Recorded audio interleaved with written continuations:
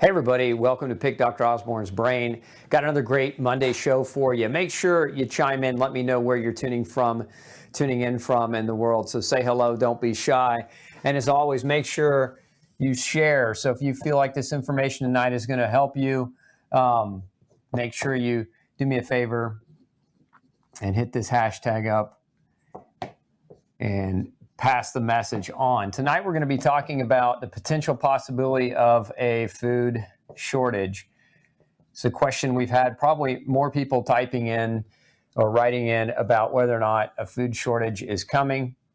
Nobody can probably truly predict whether this is going to happen, but there's an old saying, I like the saying that chance favors the prepared, or planning or failing to plan is planning to fail.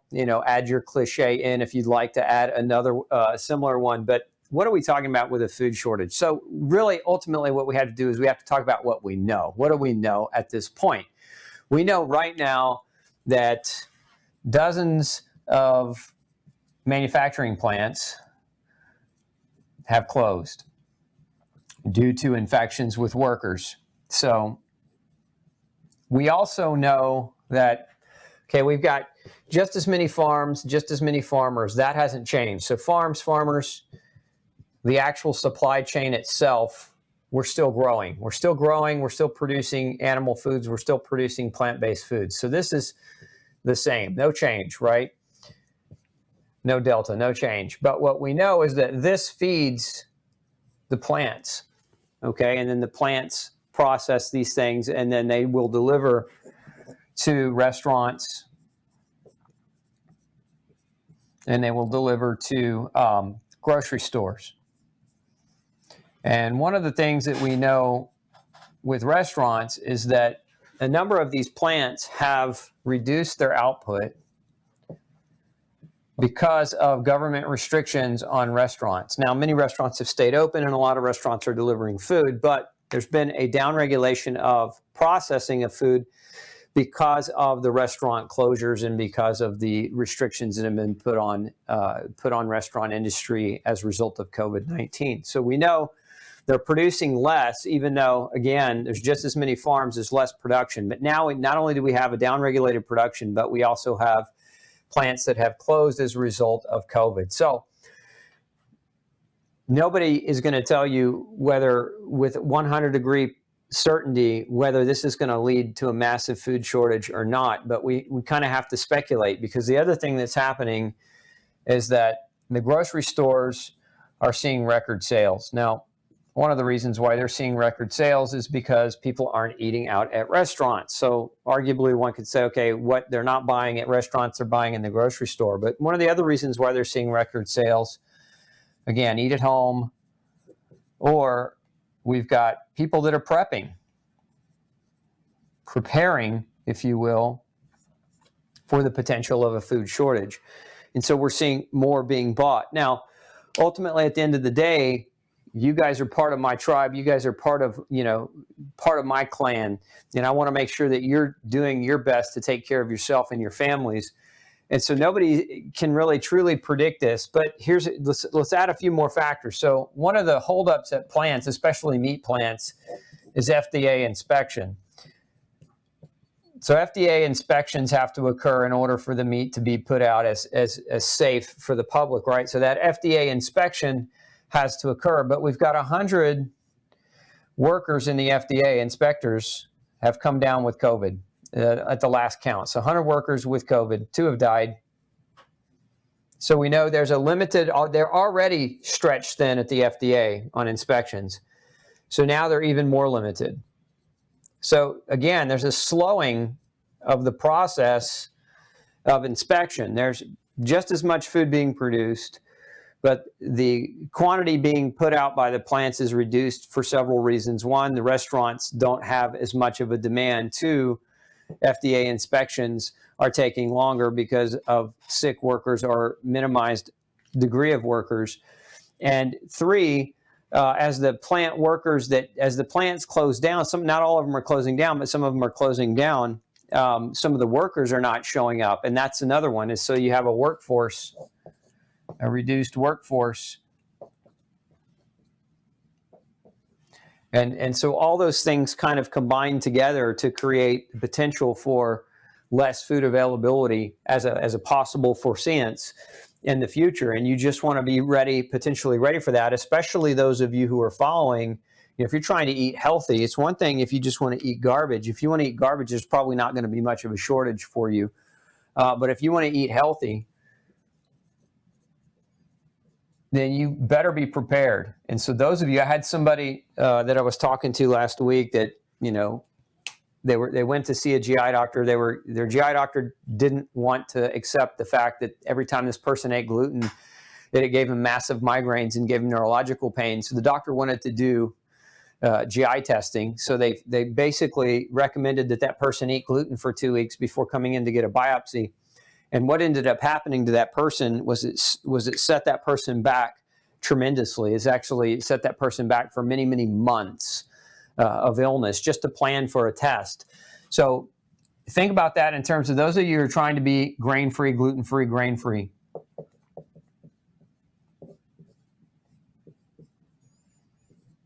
You don't want to have to rely on what's available, which is largely going to be a conglomeration of genetically modified, sugar-loaded garbage food that it's really not even food, but it's being called food. You want to be able to eat healthy, because if you deviate, and many of you are this way, and as a matter of fact, raise your hand if you're this way. Raise your hand if you deviate from a grain-free diet, that it wrecks your health. Just say, yes, it wrecks my health in the subject line there. You've got to prepare to be able to eat healthy, because what's going to be available. So availability. So with all this happening, maybe we don't run out of food, okay? But maybe the availability of healthy food is greatly diminished. And if you're one of the hundreds of thousands of people, potentially millions of people, well, there's 46 million people with autoimmune disease in the U.S. alone, estimated. So if you're one of those individuals that when you deviate from your diet, it actually reactivates your autoimmunity, and you're not planning ahead and you're not getting ready and getting ahead of this, you're going to struggle in a very, very big way. And I don't want to see any of my tribe actually struggling. I don't want to see anybody having to struggle, but particularly you guys, because you're here with me every week learning and empowering yourself. So you've got to prepare for the possibility that reduced availability of healthy food it's going to be harder to come by. And if you're not planning for that now, what's going to end up happening is you're going to have to compromise your diet. And the first thing that happens when you compromise your diet is you compromise your health. With a reduction of availability, we have a reduction of health. Now, why is that important? Let's talk about this in a few different ways. Number one, it's important because when your health is deteriorated, this also reduces your ability to think clearly and intelligently, which reduces your ability to take intelligent and clear, concise action, should you need to. Family member's sick, you're sick, etc. And so your inability or your reduction for your capacity to think and to take action is diminished. Then those actions, what are some of those actions that keep you healthy, right? Your exercise, your sunshine. Two very, very important ones, exercise and sunshine and movement. And of course, there are other actions as well that we could take that kind of improve our health. But again, if you're not healthy, you're not going to have the capacity for the exercise. You're not going to want to get out in the sunshine. Your sleep might be disrupted because the food that you're eating, the MSG, it's loaded with MSG, which is a stimulant, a neurostimulant, which lights up the brain. And if you struggle with migraines, it's one of the known migraine triggers. So again, if that's what's available, if all that's left is ramen noodles and, those little styrofoam containers full of processed soup with MSG, what are you going to do? What are you going to do to preserve your health? So you need to be thinking about this now. Now, let's think about this in another way. One of the things that's happening right now, too, is we're seeing trillions being printed. So money is being printed right now. Now, printing money doesn't improve the currency. It reduces the value of the currency. And right now, the dollar, if you live in the United States, the dollar has really nice purchasing power. But the more bills that are passed that are giving out handouts to people who are in dire need right now, it's going to devalue the dollar. And so fast forward several months, when the dollar has lost its value, And because of the food shortage, potentially the price of food generally will go up, right? So we're going to get this trillions being printed, which equals a reduced capacity for your dollar to have value. But then you have the cost of food goes up. And we already said earlier that the potential for the availability of food, healthy food particularly, and healthy food is already more expensive.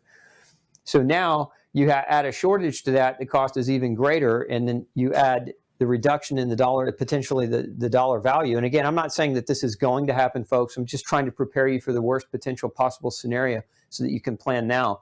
Because your dollar today is worth a lot more than it's going to be if we keep printing money. And this is fact. You can't print money out of thin air. It's got to be backed by something tangible. And if you're printing money that doesn't have any backing, then again, the dollar's value is going to go down, and that's going to affect our global. It'll affect us globally, but it'll affect us here in the United States. It'll affect our currency and our ability for our currency to buy that food. And so, if you're not planning for this now, this is a part of it. Your dollar might be worth less in the next 6 months than it's worth today, and the availability might go down, which will increase the cost of the food. So now you're spending even more money than you would have before because food costs even more. And if you're already struggling because of this, right?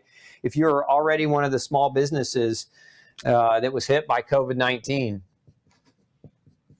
what happened? The small businesses, many of them are going out of business. Small business is the one that's being most affected. And this is what the intent for this was not to be given to big corporations like Harvard, and which isn't a small business by any stretch. It wasn't intended to be given to Ruth's Chris Steakhouse or to Shake Shack or to any of the other companies that are taking the bailout money. It was intended to keep small businesses open because small businesses help drive the economy and the economic force. And so a lot of these businesses that are hurting, again, they're not getting the money. The money is actually feeding companies that create the opposite of healthy food, right? Because you look at some of these chains as Shake Shack. How many of you want to go and eat that garbage? How many of you want to go and eat the garbage this swill at Ruth's Chris? This is my opinion anyway. That's not really real food. They use hydrogenated oils. They don't take care of the animals. The animals that they serve at the restaurants, if you're a steak eater, those are not grass-fed. Those are not animals that were taken well care of during life. So if you are an animal activist, if you're somebody who cares about animals, you shouldn't be eating at those types of places anyway. So again, a lot of that money, okay, that your taxpayer dollars are going toward, that's devaluing the dollar, that was supposed to save small businesses, is now going to restaurant chains, and those chains don't produce healthy food. And so again, we have to think about this from the perspective of where's this all going to take us? Fast forward 3 months, fast forward 6 months. Let me take you down another road. Maybe what happens this fall, if we look at kind of some of the draconian measures the governments, different local and state governments have taken with the shutdown. Now, don't get me wrong. I agree that, certain areas of the country were appropriately shut down. New York, limitations of movement to stop the spread was a smart move. But you've got places that had 1 case or 5 cases, and they were shutting down people and locking them down as if quarantining free citizens was ever the answer to disease. And we can see that play out. But what happens if the government takes that same type of approach in the fall? Let's say that COVID comes back in the fall, and let's say that there's some cases in the fall. And so governments panic again. And here we are. We've already got potential for food shortage. We've already got a devaluation of our currency because of printing money to help boost the economy or to help bolster people that are going out of business. But the money went to chain restaurants producing unhealthy food, and all that's really left is unhealthy food.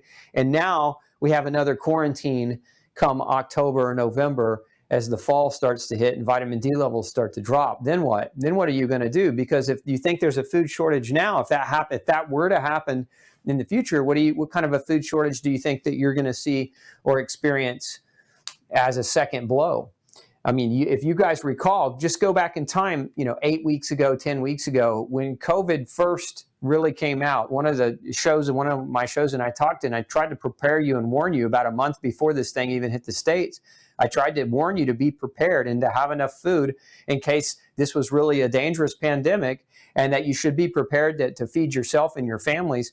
And remember what happened across the United States. What happened is the grocery store shelves were completely wiped out. They were completely empty. And this is where you saw all the limitations coming to exist. So people were being limited to being able to buy certain quantities at a time. You could only buy a few cans here or there. So again, what if this happens again in the fall, where the same type of draconian measures are taken?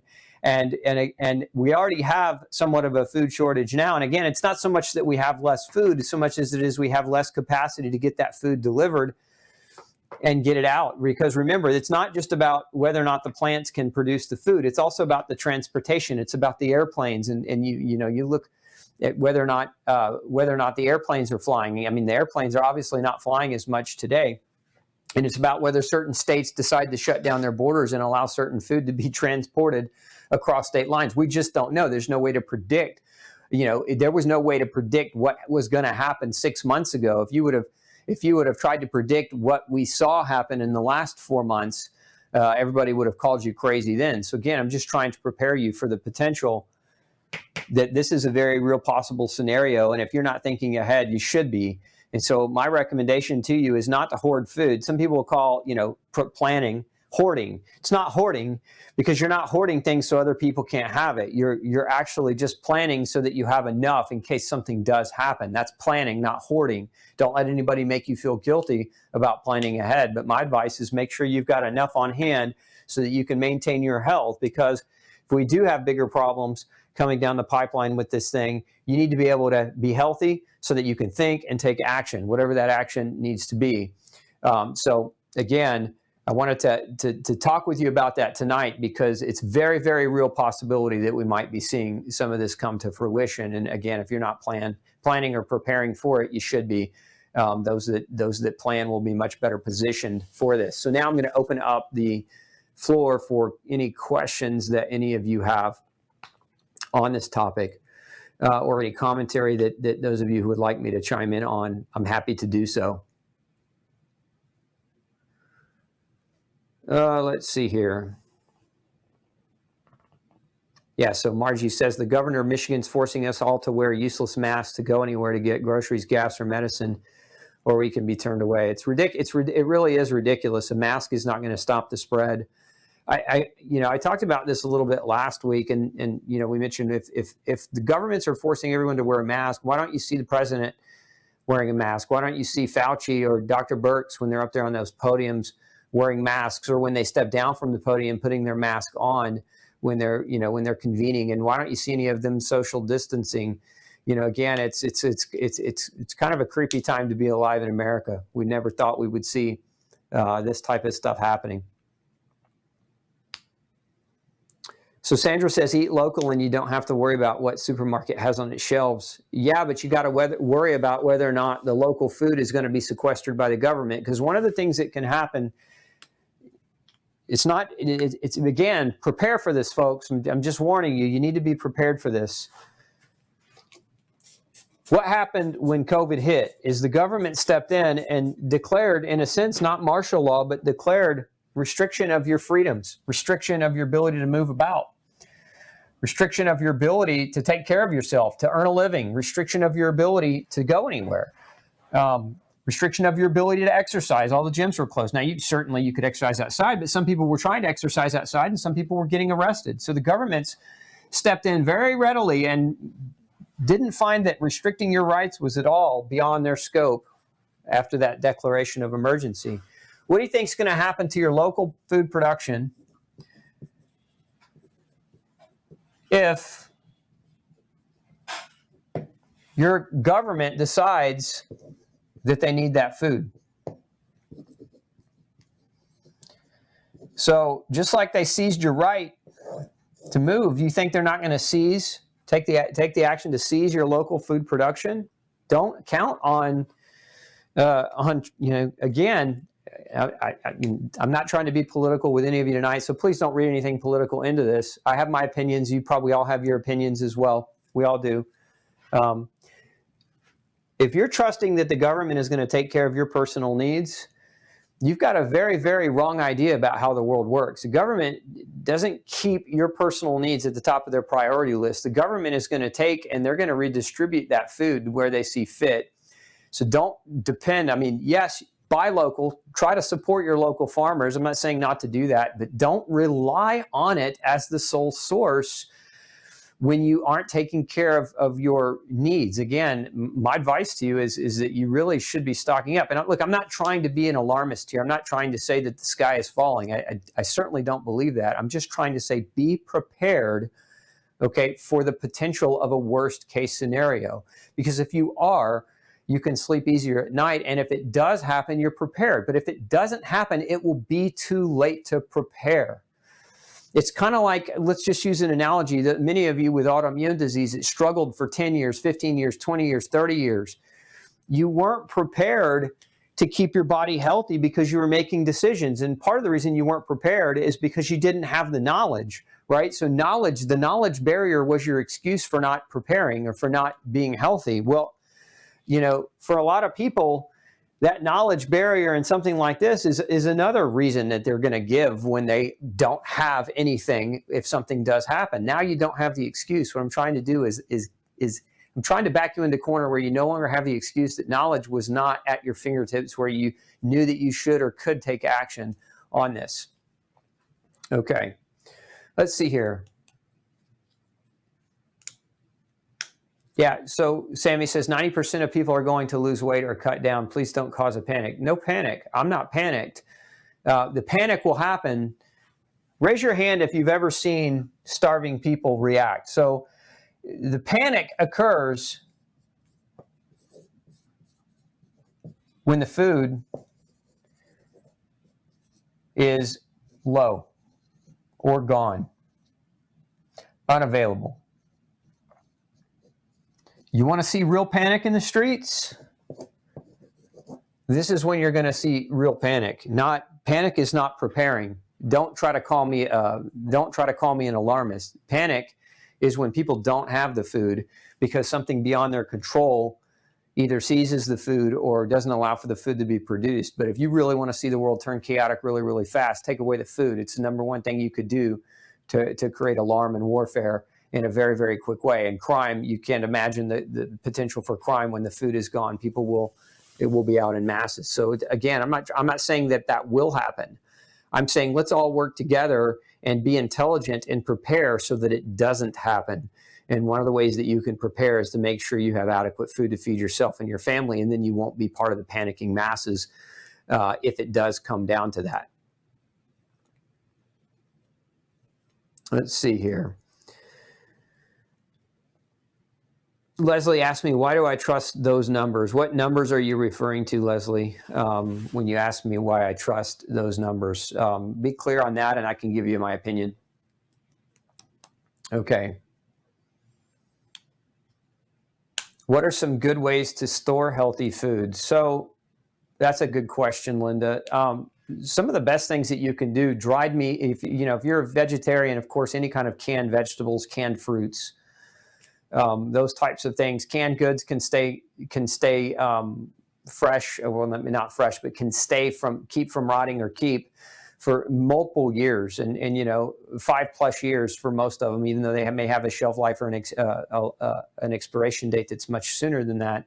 They can stay good for a really long time. So canning, if you have your own garden and you can do some of your own canning, you can use mason jars, and you can seal a number of different vegetables that you might grow in your garden and seal those for use later if you have excess in your garden.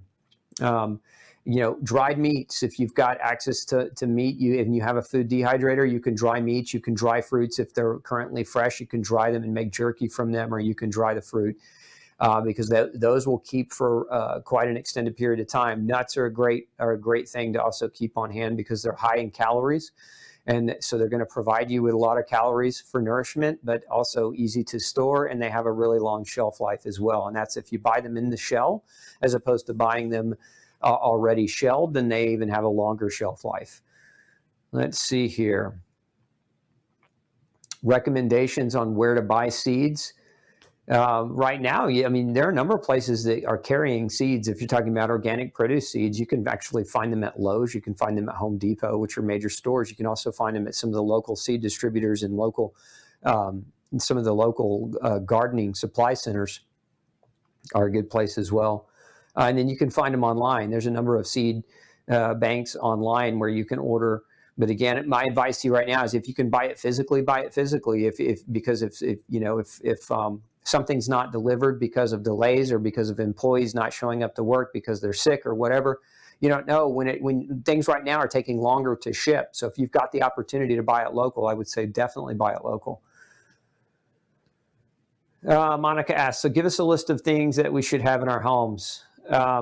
A list of things. So when it comes to food, taste is part of it. If you have the availability to choose the things that you like, but beggars also can't be choosers. What I would recommend is canned meats, so things like tuna, things like sardine or oysters, even canned chicken, things of that nature. Easy, long storage, shelf life. Dried meats or jerkies are easy to store. You can store those in the house. Plenty of canned goods, vegetables and fruits.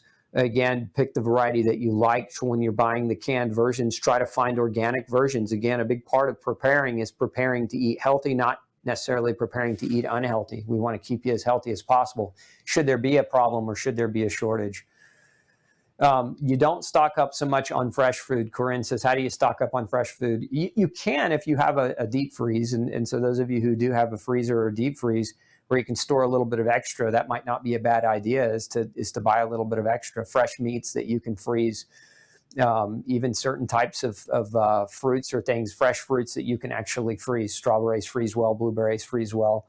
So there are now, again, a number of fruits or vegetables that you could freeze again, but you're going to need the storage space for that. So if you don't have a deep freezer, they're really hard to come by right now. I mean, if that doesn't tell you anything about what people are thinking, what a lot of people are thinking is that to get a deep freeze right now, there's like a 3 to 4 month waiting list just to be able to purchase one. So if you've got one, make sure you're utilizing the space that you already have.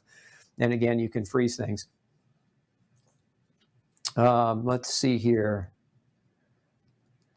Yeah, it does. It helps to have a vegetable garden every summer. It absolutely does. If you've got the place to do a garden, I recommend that you do a garden. The thing about it is right now, if you don't have a garden, it's not that it's too late to start one. You can certainly start one, but there's a steep learning curve to gardening if you've never done it. I mean, there's bugs and there's worms and there's all different kinds of pests and things that can get in your crop. There's all different kinds of things that you will learn as you experience gardening year after year after year. There's just a huge learning curve. So in times of pandemic and times of emergency, that's not the time to begin learning.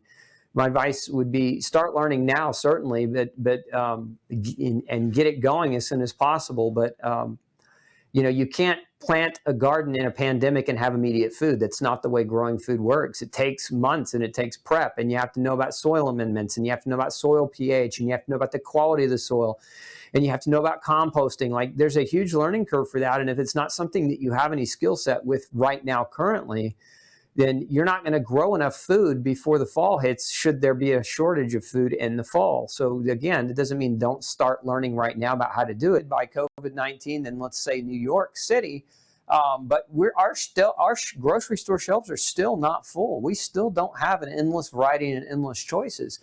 And so again, that's an observation. I talked last week about critical thinking and using your brain and observing the world around you. And this is an example of observing the world. I'm glad Sherry brought it up, that if you look at what's happening, the store shelves are not filling back up rapidly. Why is that? Is it because there's already a potential shortage or supply break? You're not going to get an honest answer out of a politician. I think you should all be aware of that, at least at this point. You're not going to get an honest answer. The canned answer from any politician, no matter what side of the aisle you're on, is always going to be, whatever the response is, just make sure you don't incite panic. If somebody says we're having a food shortage, what's the first thing that's going to happen is everybody's going to run to the store and the shelves are going to be empty. Again, I'm not saying that there's going to be a food shortage. I'm just telling you that you should be thinking about planning for one potentially and making sure you're taken care of. AJ wants to know, how many months of food do you think we need to have? I don't think anybody can give a perfect answer to that, AJ. I would say, 2 to 3 months, if you can afford it, if you've got the space to store it. I'd say that would be a good place to start. Anything above and beyond that, but that would be, in my opinion, a bare minimum for my personal comfort level. I'll just say it like that. Let's see.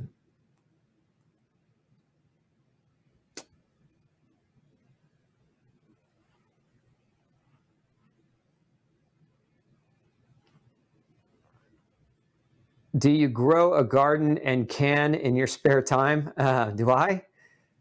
Yeah, I have some spare time that I do have a garden. So yes, which is why I know a little bit about it. I mean, I'm by no means am I a master gardener, but I know more than the average person about food growth and prep. Love some of the comments we're getting here. Let's see.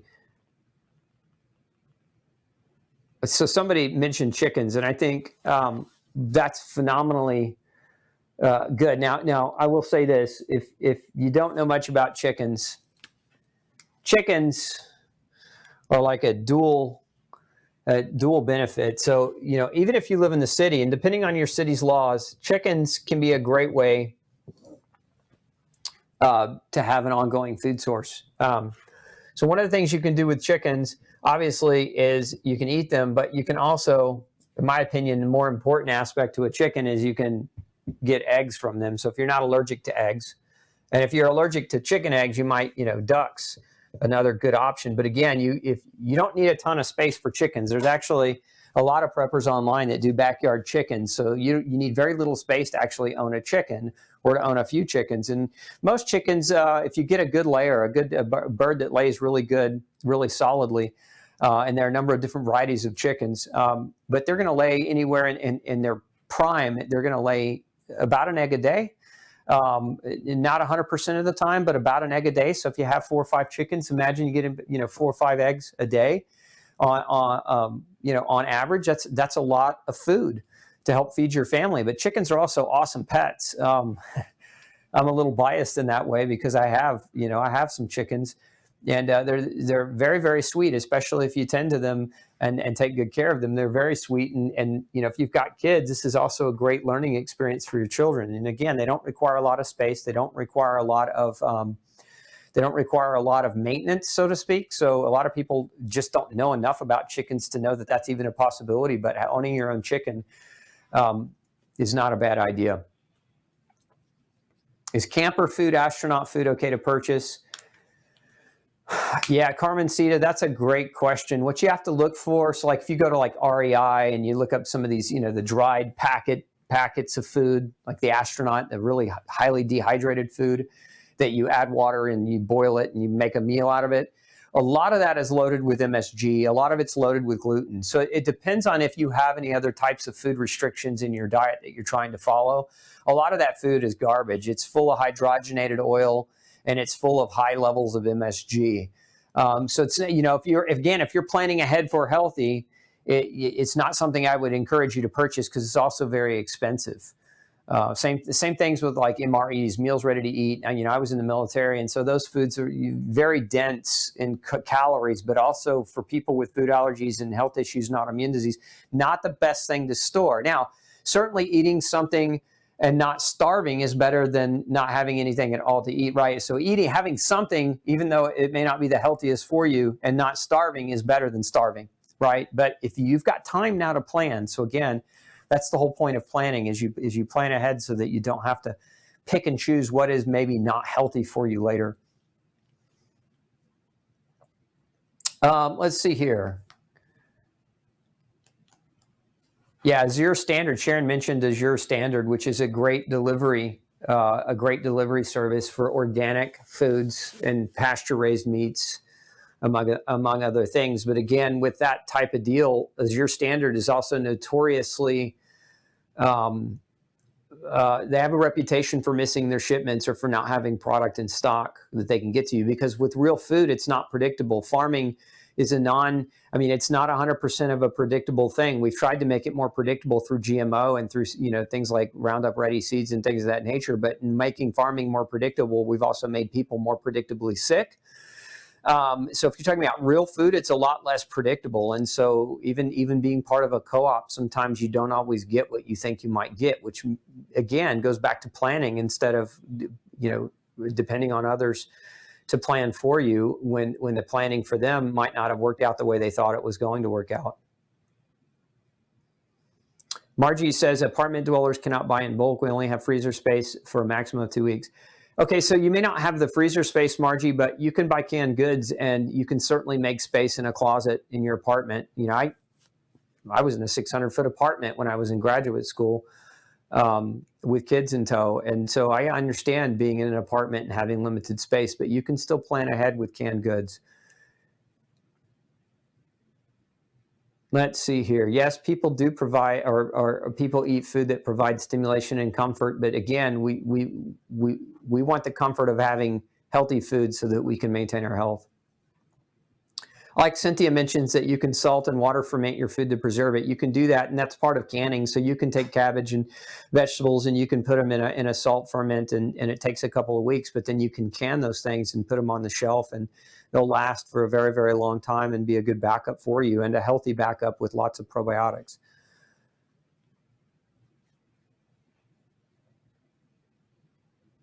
Yeah, Yvonne's chiming in about Australia. She says food production in Australia is an essential service, and restaurants are doing better with takeout and delivery at this point. Not a great deal of shortages yet.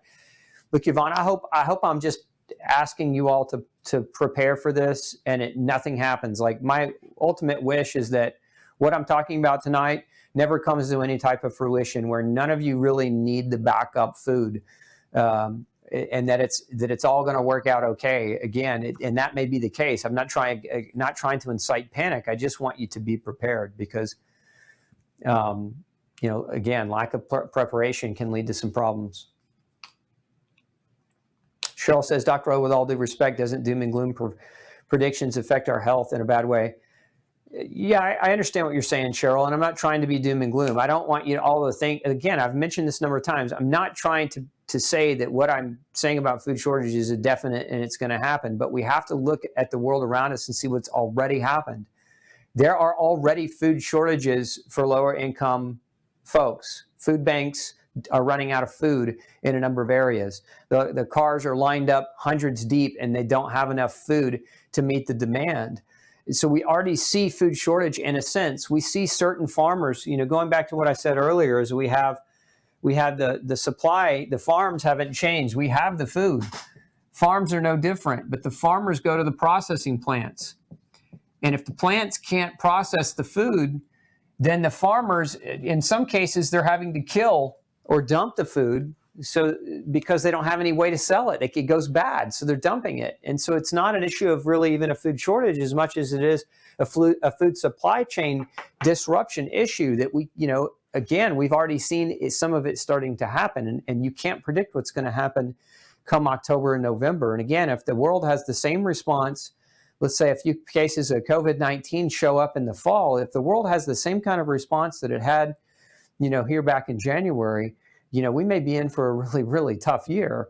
And I just want you to be prepared for that. That's not doom and gloom. That's intelligent preparation. There's a big difference between shouting that the sky is going to fall and being ready in case the sky does fall. And so take it with that in mind and that in heart. Angela says, what are the best gluten-free, sugar-free, low-carb to stock up on for diabetics who do not want to take pharmaceuticals? If you're talking about food, just any food, any real food, stock up on canned vegetables, canned organic spinach, canned green beans, things of that nature. Stock up on healthy, lean, grass-fed meats and free-range bird. And or if you got a hunter in the family, wild game, or if you like fish, wild caught fish, those are the things, again, and you can stock up on those things in canned form. You don't have to necessarily have a deep freeze. You can buy all those things in a can as well.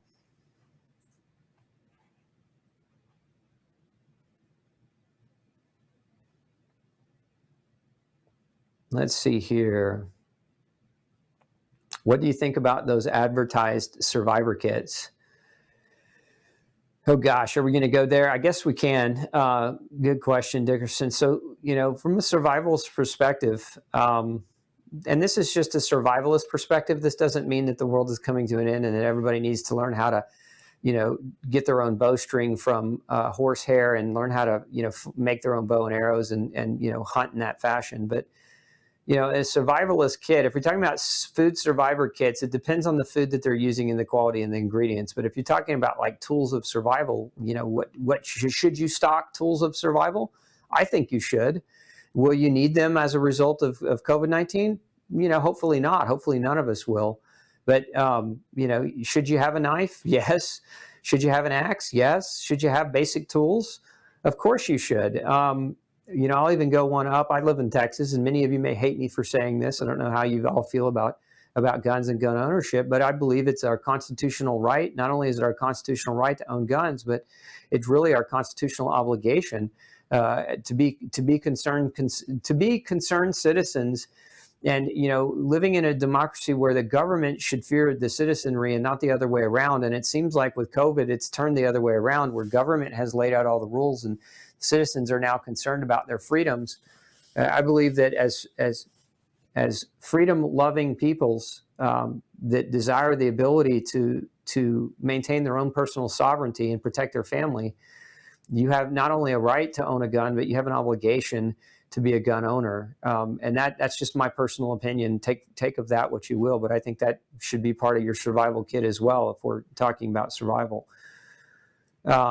Let's see. What do you feed chickens? You feed chickens grass. If they're truly free range, you feed them grass. Now, chickens as a bird can eat grain, but if you're going to feed them grain, you need to make sure you're feeding them organic grain and not the genetically modified garbage. They can also eat flax. They can eat a number of different types of seeds. So you can feed chicken flax seed. You can feed them sunflower seed. We actually grow sunflowers to harvest the seed to help feed our chickens. You can feed chickens mealworms. You can grow your own mealworms.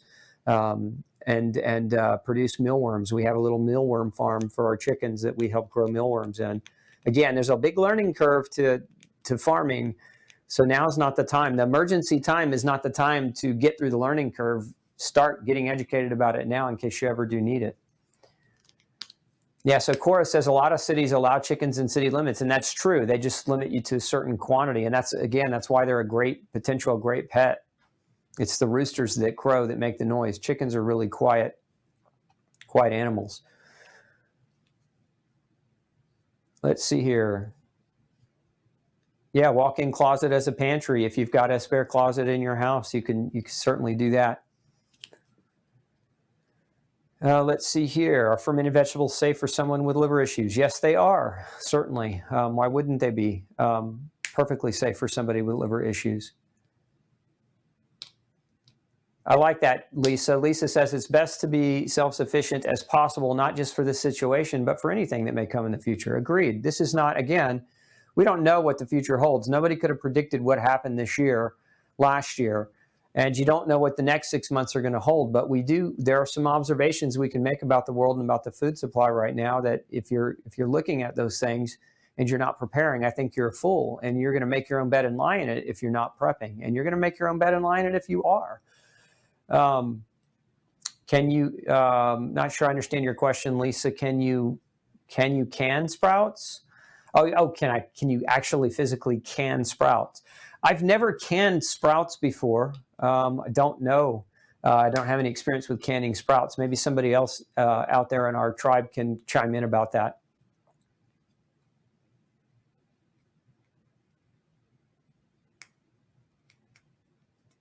Yeah, I mean, Stephanie made some good points. If you want to increase your risk of dying by COVID-19, don't consider your health. She's basically saying, being overweight increases your risk. So now's the time. Somebody mentioned weight loss earlier. If you're eating healthy, the likelihood that you're going to be overweight is vastly diminished. Let's see.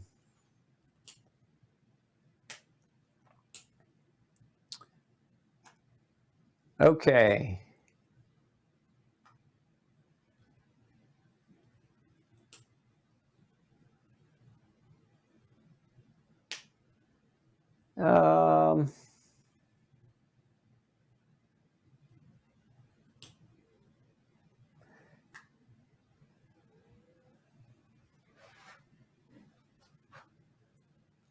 A lot of great comments here.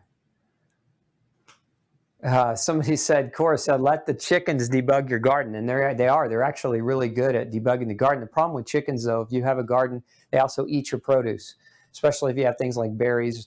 We got strawberries and blueberries and things of that nature. They will eat those to the nub. So you got to be careful about letting chickens in and debugging all of your garden, because they'll debug your fruit too. Let's see here.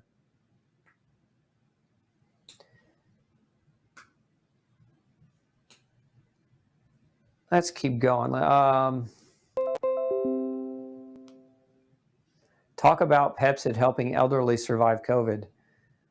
I wouldn't comment on that because I don't believe that Pepcid does help the elderly survive COVID. I would say the opposite is true. Pepcid suppresses stomach acid, which is a big part of our immune system's capacity to defend us from viral infection. And one of the ways that COVID can penetrate into the body is through receptors in the GI tract, which it can only really bypass if there's not enough stomach acid to help suppress that. So I wouldn't go so far as to go out and start taking that medicine in a hope that it's going to somehow prevent COVID.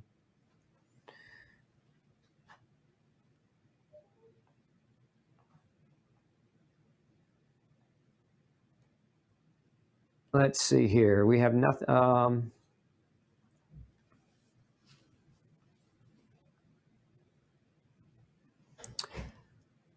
Yeah, so food prices, what am I thinking about food prices? I think they're going to go up. I think inflation is naturally going to happen when you artificially inject printed money into any economy. I don't think it's just food that we're going to see the price increase. I think we're going to see interest rates go up. I think we're going to see, a natural inflation. That's just my anticipation. So, in trying to plan for that, it's another reason why buying food today at today's dollar might be, if you're not been driven out of business or been driven if you haven't been driven to financial struggles as a result of being not able to work from this whole thing, if you've got the money, you're going to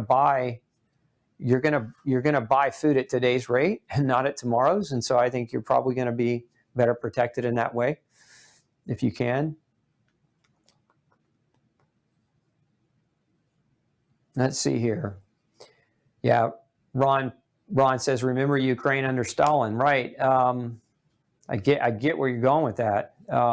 Communism communism starts with socialism, and again, I don't want to get political, but socialism starts with taking other people's stuff and distributing it to other people, which is part of what we're seeing happen with the CARES Act, right? Is that we've taken the taxpayer dollars and we're redistributing all that money into other people's hands. And a lot of the people that have been rewarded with that money are big corporations who don't need it. And so, again, I think it's serving to just make the people who actually need it more bankrupt. And when the taxpayers are bankrupt and the value of the dollar and the currency goes down, we're all going to be, in a pickle.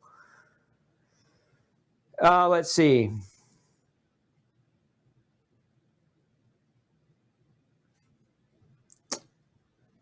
Let's see here.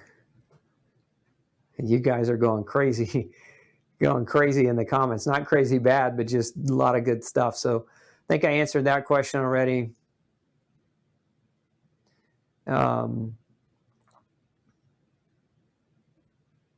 Let's see. Go down there, Mel. Let's see. Somebody's asking a question about vitamin E deficiency, taking a gram daily. I don't know. I think, why can't you kick your vitamin E deficiency if you're taking a gram a day? It could be that you're not absorbing the fat very well. It could be that you have a greater internal need right now for vitamin E. It could be you have an underlying disease that's increasing the demand for it. There's a lot of different reasons why.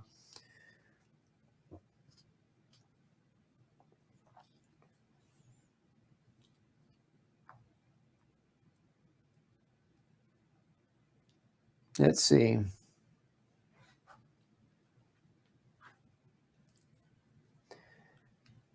Answered that question already. Do I see this ever truly ending? I don't. Yeah, I do. I think there's. I mean, I'll say I'm not a pessimist. I don't think that everybody's talking about the new America and the new norm. I think that's language on purpose, just like the social distancing is language on purpose. Look, there's no valid studies that show social distancing reduces viral spread. I think it was a political construct, and I think the terminology is designed to get the undereducated masses to bully everyone else into believing that that's somehow the right thing to do, and that keeps the population under control. That's what I truly think. Just like the new norm, I think that's new language. I think that's language so that they're preconditioning everyone psychologically to expect less food, to expect less money, to expect less freedoms. And I think that's a very, very dangerous thing to prep your mind for. I think the best thing you can do is prep your mind for abundance. And the way that we prep our mind for abundance is we give abundantly, we share abundantly, we work abundantly, and we think abundantly. And you don't think in terms of some people are thankful for everything that they have, not that you shouldn't be, but you should never, ever be thankful that the government somehow stepped in and saved you from disease. And you should never be thankful that the government steps in and gives you handouts, because government handouts are not the answer here. The real answer is every one of us rolling up our sleeves and getting back into this thing and taking care of ourselves and our families and our communities. I mean, why do you think I spend an hour every week with everybody in my community? It's because I care about you, I love you, and I want to help you. And I know that the more I can help you, the better our community is going to be, and the more people you can share that message with and help them. Let's see here.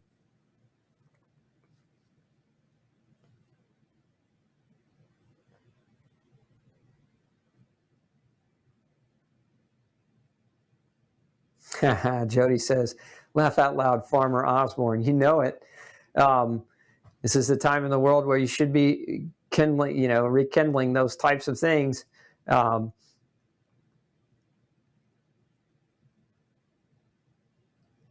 bean variety is a great thing to store. Yeah, dried beans last a really long time. Canned beans last a really long time if you've got the stomachs and the GI tracts for it. Can certainly be a good part. I mean, they're a good source of protein. They're a good source of carbohydrate. A lot of you asking kind of the time frame. If you're trying to plan for now, I mean, I think you need to at least have a couple of months on hand is what I would suggest. And some of you that may not be a possibility. Have as much as you can afford to put away. Again, beyond. I don't think you need to really look beyond a year. I certainly would think that would be maybe a little bit of overkill, although some would probably disagree with me on the other end of the spectrum. But several months, let's get through. I think if you're planning to get through next winter, you're probably thinking pretty intelligently, because I personally believe that what may happen is that the government may try to come down and pass some more draconian measures over COVID, maybe resurfacing in the fall. And I think you should all be prepared for that very real possibility. And again, that doesn't mean it will happen, but again, prepare for it.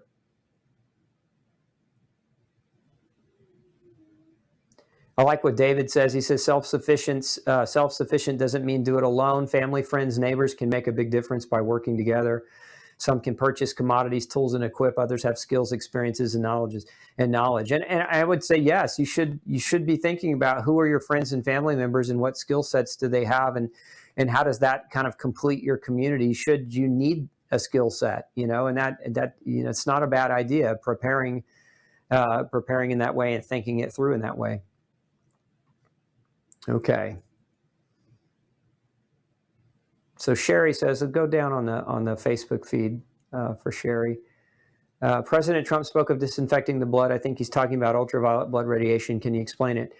Yeah, so a lot of people were really picking on Trump, because they were ignorant of the fact that disinfecting the blood doesn't happen with Lysol. No more on one of the reasons why I think, I'm going to just be blunt, one of the reasons why the country is in the state that it's in is because of attorneys. And the reason why, if you look at a plastic sack that a product comes in and you have to have a label on there that says don't wrap it around your kid's head, is because people don't take self-responsibility, and I won't even call it ignorance, because ignorance means you don't have the knowledge, but I would call it stupidity. And so it's the same thing with the media trying to call out Trump as saying he wanted people to put Lysol in their bloodstream. Ultraviolet radiation is a known therapy. It's been around for well over 50 years. In the 40s, there were some great research studies on radiating the blood as a mechanism to treat infection, and very successfully. And so I think I don't know what Trump meant, because I'm not Trump. I can't pretend that I know what he's thinking or what's in his head. But when you watch it in its entirety, when you watch what was said, that what it tends me to lead me to believe is that he wasn't talking about injecting Lysol. What kind of a moron would say that? I think he was talking more about some of the research on using radiation for the blood as a disinfectant for viruses, bacteria, and other pathological microorganisms. Okay, I like that. Lisa says, she asked the question, what's the best resource that you know of for foraging? It depends. There's not one great resource, Lisa, because with foraging, it's geographically different. So like in my area, for example, we're in South Texas. And so what we forage here might be very different than what you can forage in Missouri or California. I think looking up field manuals where you can learn to recognize and identify certain edible plants based on your geographic location would be best. So to my knowledge, there's not like one book that's going to encompass that all. But if you find and do an internet search and find the information from a reliable resource online, and maybe think ahead about printing some of that information out and having it on hand should you need to start using it.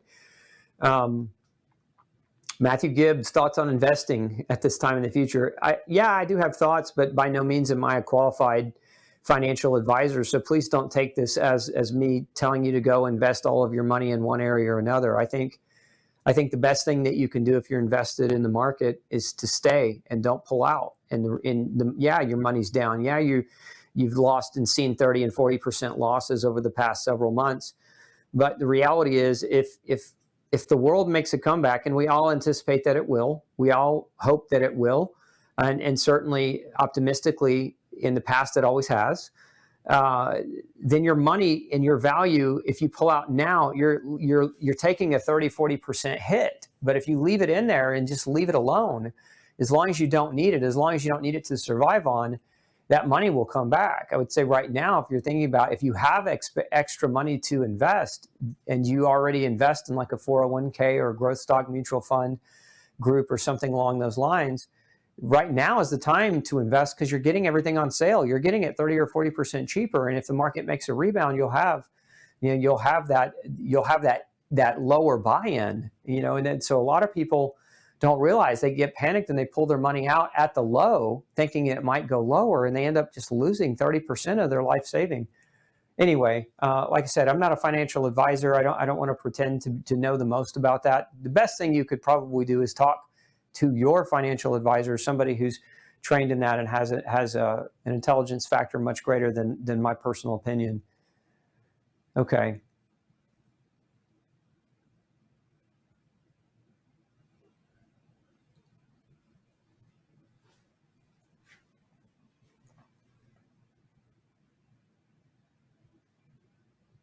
Can chewing cocoa leaf lead to addiction?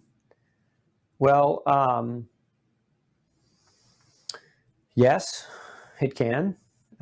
Any drug, whether it's, you remember, plants, just because they're plants and natural doesn't mean that they don't have drug-like properties that could potentially lead to addiction. But the answer to that is yes.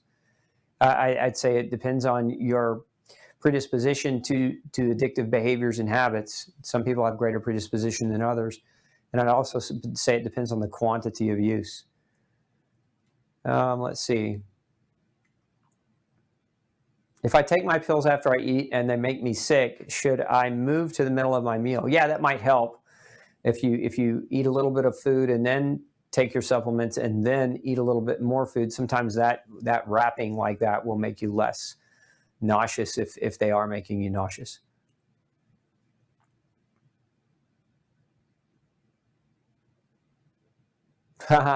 Greg, you're really asking me a question here. Do I take drugs ever for recreation? No, I don't.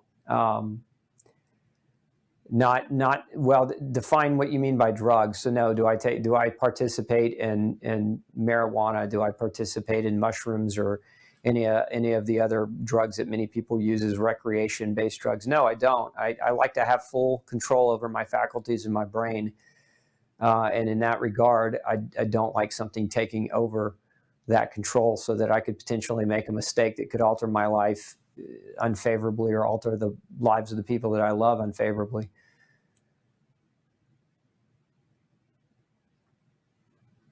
Let's see. Dwayne wants to know my thoughts on gadolinium. I would say, look, if your doctor, if your endocrinologist wants you to get an MRI with and without contrast, you should get full disclosure on what gadolinium can do. Most of them will tell you it'll be out of you in a couple of weeks. My experience is I get people all the time where we test their heavy metals and we find that 5 years ago they had a gadolinium contrast and they still have toxic high levels of gadolinium floating around in their bloodstream. So, but that's not the case for everyone. I would say it depends on the individual. Me personally, my question to the endocrinologist would be, what is the benefit of getting the contrast versus just a regular MRI? Is the contrast going to give you so much more information that it allows you to make a much more intelligent decision about what you think might be wrong with me? Or are we just injecting me with dye so that we can get a minute benefit of a better image? That would be the question that I would have for him.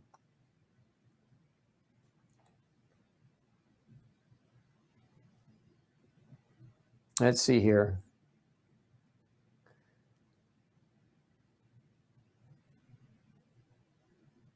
Somebody's asking, should I cook pea protein powder in a pressure cooker to destroy the lectin? No, it's already been cooked, so you don't necessarily have to worry about that.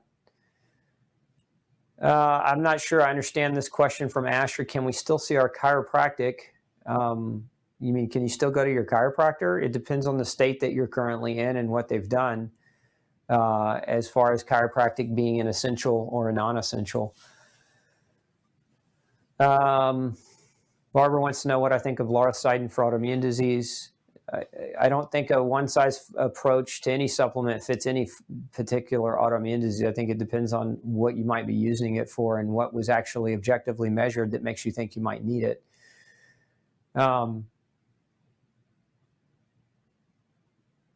So Dorothy wants to know my opinion on a COVID vaccine. Here's my opinion on a vaccine. First of all, those of you who are waiting around and shelter in place for a COVID vaccine, I'll just say it like it is. You're fools. No vaccine has eradicated influenza or any other virus for that matter. So if you're going to sit around and wait for your life to begin on a vaccine when the track record of vaccines eradicating viral infection is abysmal at best, even the influenza, the estimation is it doesn't work most years with an efficacy rate that is very low and the potential for it to cause autoimmune disease, which is very real. And if you're listening to me, it's probably because you already are at risk or have had an autoimmune disease. Then you should weigh that, because vaccines, one of the agents in vaccines are what are called adjuvants, and adjuvants are designed to agitate the immune system. And what they actually serve to do is they serve to distract your immune system from its daily functions and strictly take all of the resources of daily function, all going toward whatever they're inoculating you with or whatever vaccine they're pumping into you. And so now your immune system is being distracted from everything except for one thing. And so now you're at greater risk for other things happening to you. This is why a lot of the research on vaccines show that people that get mass vaccines, if you watch, there's a great documentary going on right now, and I've posted and sent an email out about it called The Truth About Vaccines. And look, I don't care whether you're a anti-vax and against it or whether you're for it. I don't care. I'm not going to judge you one way or the other, and I would hope that you wouldn't judge me either. What I'm for is informed consent. Informed consent means if you're going to do it, you should know what the risks are. And what we know about the track record of the United States government displaying those risks is we know the government was just sued, and they now have to take off of their website. The CDC now has to take down the fact that vaccines don't cause autism because they couldn't prove that there was any research studies that they had actually conducted that proved that vaccines don't cause autism. So all that you've heard in the media and on the news about how vaccines don't cause autism, you should know the government was sued and they have to reverse that position because they can't prove that vaccines don't cause autism. And if you, like I said, if you're waiting around for a COVID vaccine to be the savior of your life, stop it. Shame on you. No vaccine is the answer to your health. The answer to your health is taking discernible, intelligent action to improve your health. And how can you do that? You can do that with the right food. You can do that with sunshine. You can do that with exercise and sleep and love and spiritual guidance and awakening around you. And you can do that through community, and you can't do that through a drug. No drug, no passive therapy, no passive treatment is going to fix your broken behaviors. And if you go around thinking that you're somehow going to be a better person if you get that vaccine, and that other people are going to be evil because they wouldn't get the vaccine, then you're the problem, not the solution. And you're willing to give up your freedoms and your ability to basically control your own power in making good decisions, and you're willing to give those decisions to somebody else who doesn't love you, who has a track record of poor trust, then again, you're a fool. And you'll make your bed and you'll lie in it if that's the route that you choose to go. But again, I that's my opinion. I like all the comments. They would have to hog, tie, and gag me. They'd have to do more to me than that. They'd have to kill me. I wouldn't go down alive with a vaccine. Not unless they could prove beyond the shadow of a doubt that it was safe and effective. And to date, we don't have any studies that show that any of those that fit in that category. No, we didn't eradicate polio. That's one of those kind of myths of history. You have to understand that hygiene eradicated polio. And before the polio vaccine was ever even created, hygiene had already diminished polio down to very, very low numbers. So no, a vaccine did not eradicate polio more than hygiene. Yeah, I mean, a lot of you chiming in. I mean, look, I'm not anti-government and I'm not anti-establishment either. Are there aspects and people in the government that are good people? Yeah, there are good people everywhere. But are there also bad people and bad aspects of the government? Yes. My point being is the track record of the CDC is lying to us about drugs and about having behaviors that are, basically monetarily gain behaviors. I'm not going to trust somebody who's got a hand in the game, who stands to make millions of dollars over whether or not we make the decision to do something when the information might be actually a lie and detrimental to us. Okay. Let's see. I think we covered almost all of them. I know we're out of time, so I think at this point, folks, go home. Don't panic. The show was not intended to make you panic. It was intended to make you think, and it was intended to make you prepare for the potential possibility that a food shortage might be a very real concern. And if it isn't, and I hope to God that it isn't, I'm hoping that you're all just preparing and planning because it's the smart thing to do, and that you never have to tap into what you plan for, because the worst case scenario would be that we all needed this plan to work to survive, and that would be a very, very real scary scenario or outcome. So again, I'm just trying to help you understand that preparing is the best thing that you can do right now. Remember that we can only control the factors and variables that we have control over, and this at this point in time is a very critical junction where you do have the capacity to control and to make decisions that will improve your potential ability to take care of yourself and your family in the next several months. And so take advantage of this window, because if you don't, and the window goes away and we do need the preparation, you're not going to have it. So love you all. Have a great week. Wishing you all safety and health. And we'll see you next week on another episode of Pick Dr. Osborne's Brain.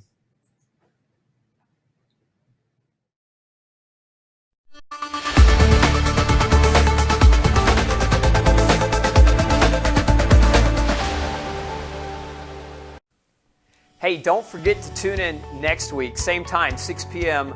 Central Standard Time, for another Pick Dr. Osborne's Brain show. Bring all your toughest health questions to me. I look forward to answering them. And before you leave today, make sure you hit subscribe. And once you do, click that bell. That bell is going to allow us to remind you right before we go live. But it's also going to allow us to remind you when we come out with other video content all week long. We've got lots of episodes coming your way all week long, and I don't want you to miss anything. So again, subscribe, hit that bell so that you can get notified when we have that new information put up for you. Thanks so much, and I'm wishing you excellent health. Have a great week. We'll see you next Monday night.